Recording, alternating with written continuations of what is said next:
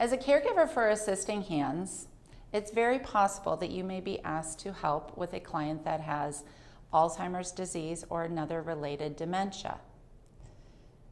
It's very important that the caregiver receive the proper training when working with a client that has Alzheimer's disease or dementia.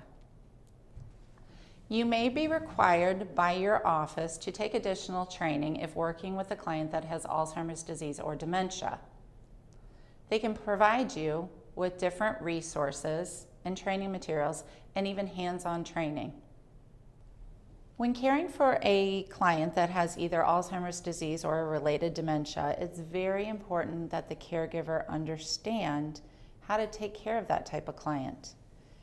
There are so many different kinds of dementia. In fact, there's over 100.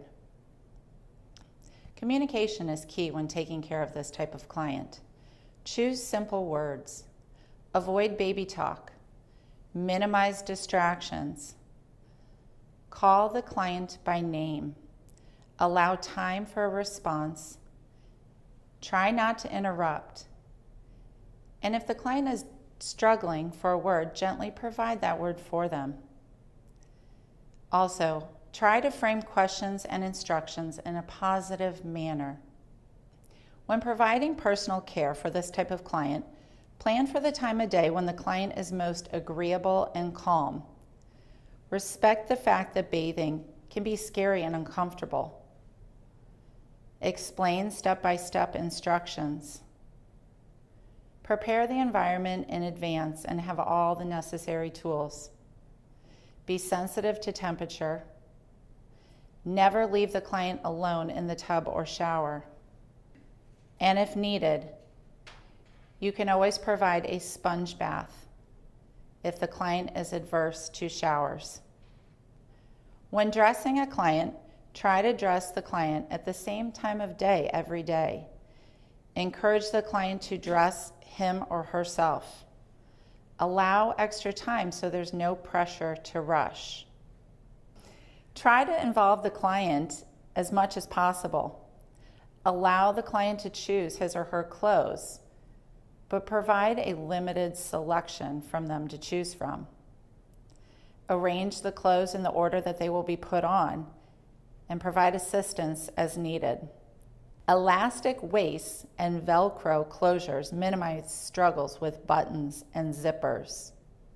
When providing eating assistance for a client with dementia or Alzheimer's disease, it's important to create a calm, quiet atmosphere. Provide a limited number of food choices. Serve small portions.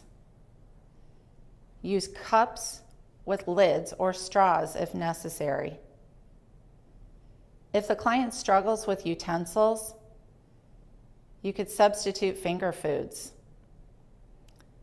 Many times, the caregiver can also provide assistance using hand-over-hand technique.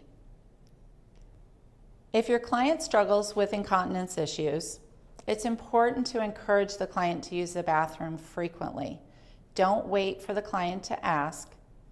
Offer to take them to the bathroom or simply lead the way. Watch for signs and symptoms that the client has to go, such as restlessness or pulling at their clothes. Be ready to respond quickly.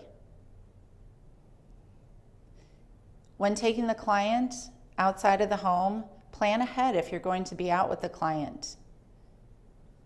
Adult diapers or incontinence pads may help. Make sure you bring an extra set of clothing for the client.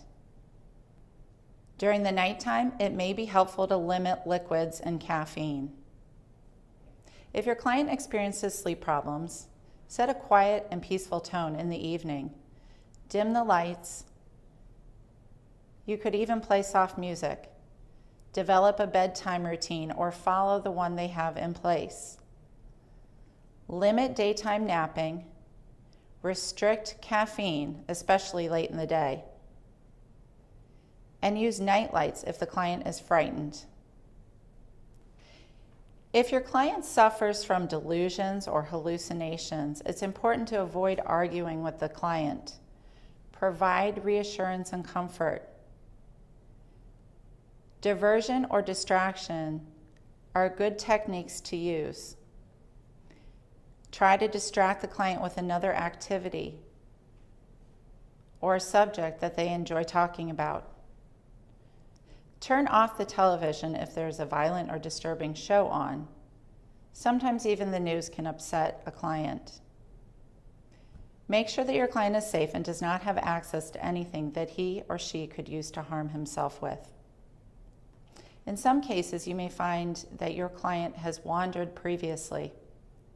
It's important for the caregiver to remain with the client at all times to avoid having them wander off. You may want to suggest to the family that your client have some type of ID bracelet on or a medical alert. In many counties, there are special programs to help locate a client if they have wandered.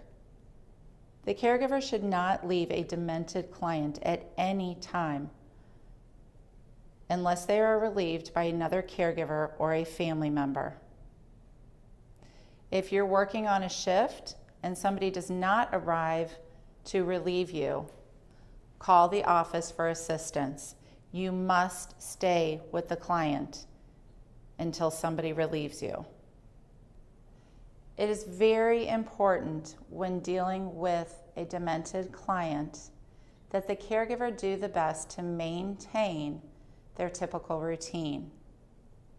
Your office may be able to provide you with a typical schedule that the client enjoys during the day. The caregiver should not take things personally when working with this type of client.